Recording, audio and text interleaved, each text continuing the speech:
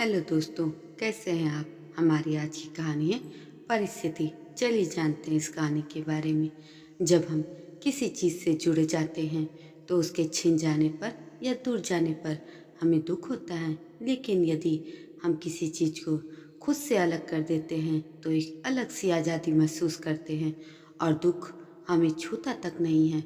दुखी होना या ना होना पूर्णतः हमारी सोच और मानसिकता पर निर्भर करता है। सोच पर नियंत्रण रखकर या उसे सही दिशा देकर हम बहुत से दुखों से और परेशानियों से बच सकते हैं। चलिए जानते हैं कैसे। किसी शहर में एक अमीर आदमी रहता था। उसके पास एक आलीशान मकान था। वह शहर का सबसे खूबसूरत मकान माना जाता था। एक बार घर का मालिक किसी काम से कुछ दिनों के लिए शहर से बाहर चला गया। जब वह वापस लौटा तो उसने देखा कि उसके मकान से धुआं उठ रहा है। करीब जाने पर उसे घर के आग की लपटें उठती हुई दिखाई पड़ी। उसका खूबसूरत घर जल रहा था। वहाँ तमाशाबीन की भीड़ जमा थी जो उस घर के जलने का तमाशा देख रही थी। अपने घर को जलता देख वह व्यक्ति चिंता में पड़ गया। उसे समझ नहीं आ रहा था कि अब क्या करे, कैसे अपने घर को जलने से बचाए। उसी समय उसका बड़ा बेटा वहाँ आया और बोला, पिताजी घबराइए मत, सब ठीक हो जाएगा। पिता बोला, कैसे न घबराऊं, मेरा इतना खूबसूरत घर जल रहा है। बेटे ने उत्तर दिया, पिताजी एक बात मैंने आपको नहीं बताई। कुछ दिन पहले ही मुझे इस घर के लिए एक बहुत बढ़िया खरीदार मिला था। उसने मेरे सामने मकान की कीमत की 3 गुनी रकम का प्रस्ताव रखा। सौदा इतना अच्छा था कि मैं इनकार नहीं कर पाया और मैंने आपको बिना बताए ही सौदा तय कर दिया। यह सुनकर पिता की जान में जान आई। उसने राहत की सांस ली और आराम आराम से यूं खड़ा हो गया जैसे सब कुछ ठीक हो गया हो। अब वह भी अन्य लोगों को की तरह तमाशाबीन बनकर उस घर को जलते हुए देखने लगा।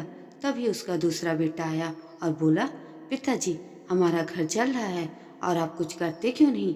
पिता ने कहा, बेटा चिंता की बात नहीं है, तुम्हारे बड़े भाई ने यह घर बहुत ही अच्छे दाम पर बेच दिया है।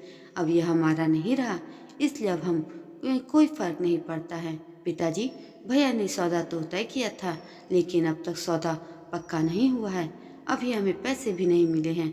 आप बताइए इस जलते हुए घर के लिए कौन पैसे देगा। यह सुनकर पिता फिर से चिंतित हो गया और सोचने लगा कि कैसे आग की लपटों पर काबू पाया जाए। वह फिर से पास के खड़े लोगों से मदद की गुहार लगाने लगा। तभी उसका तीसरा बेटा आया और बोला, पिताजी घबराने की कोई बात नहीं है। मैं अभी उस आदमी से मिलकर आ रहा हूँ जिससे मकान का सौदा हुआ है। उसने कहा है कि वह यह घर जरूर खरीदेगा और उसके पैसे भी देगा। पिता फिर से चिंता मुक्त हो गया और घर को जलते हुए देखने लगा। एक ही परिस्थिति में व्यक्ति का व्यवहार भिन्न भिन्न हो सकता है और यह व्यवहार उसकी सोच के कारण होता है। किसी भी व्यक्ति को दर्द और तकलीफ तभी होती है जब वह उसकी स्वयं की हो। दूसरों की तकलीफ देखकर लोगों को कोई फर्क नहीं पड़ता है।